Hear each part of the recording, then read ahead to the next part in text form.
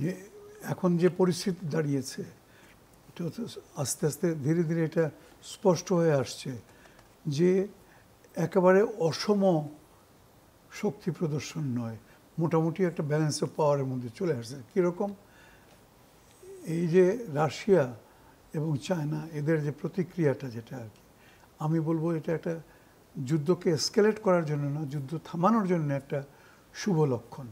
অর্থাৎ এটাকে নিশ্চয়ই খুব একটা উড়িয়ে দেওয়ার মতো কোনো ব্যাপার মনে করবে না ওই আপনার যারা যুদ্ধ বাঁধিয়েছে, ইসরায়েল, এমনকি আমেরিকাও এটাকে গণনার মধ্যে নিতে বাধ্য। এবং এটা একটা শুভ লক্ষণ যে বোধ হয় তাহলে পরে আস্তে আস্তে থামবে। আচ্ছা, এখন কথা হচ্ছে আপনার আমাদের মতো দেশগুলো যেগুলো আর কি, আমরা তো we are always at the receiving and.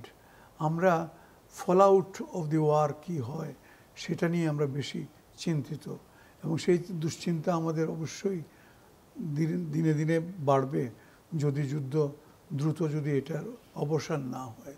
তো সেখানে আমরা দেখতে পাচ্ছি যে এখন পর্যন্ত ওআইসি নামক যে সংস্থাটি রয়েছে মুসলমানদের, তাদের ভূমিকা কোনো কালে গত এত বছর যাবৎ তাদের অস্তিত্ব কিন্তু খুব একটা প্রশংসনীয় কোনো ভূমিকা কোনো সময় দেখা যায় নাই।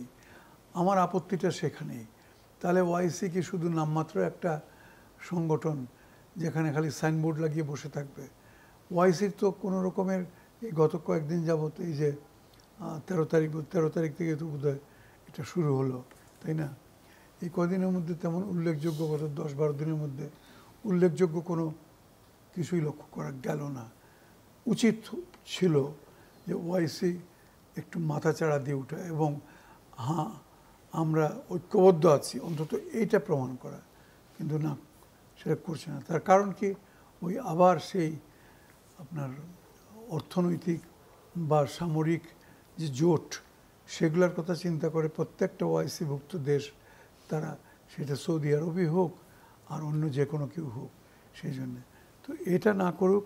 অন্তত রাশিয়া এবং চায়না অবশ্যই, এটা প্রফেসর শাহাদুজ্জামানের সঙ্গে আমি সম্পূর্ণ একমত, যে রাশিয়া এবং চায়নার যদি এটাতে একটু ভূমিকা যেটা শুরু হয়েছে এটা যদি প্রতীয়মান হয়, এটা যদি দৃশ্যমান হয়, তাহলে পরে সুখবর হলো যে আমার ধারণা আর বোধহয় যুদ্ধ আর বেশি বাড়বে না, আস্তে এখানে থামতে বাধ্য।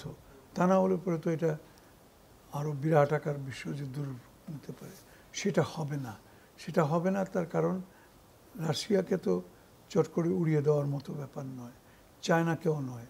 আর এই দুইজনেরই বড় রকমের স্টেক আছে, আমেরিকার যেরকম আছে এদের দুইজনের তার চেয়ে বেশি বরং আছে। অতএব আমি আশাবাদী যে বোধহয় অচিরেই এই যুদ্ধের দামামা আস্তে আস্তে কমে আসবে। কিন্তু ডোনাল্ড ট্রাম্প যেভাবে সিদ্ধান্ত নিচ্ছেন বা যে প্রক্রিয়ায় নিচ্ছেন, সেটা কি সবসময় এই যে সম্ভাব্যতার যে সাধারণ হিসেব তার মধ্যে পড়ছে?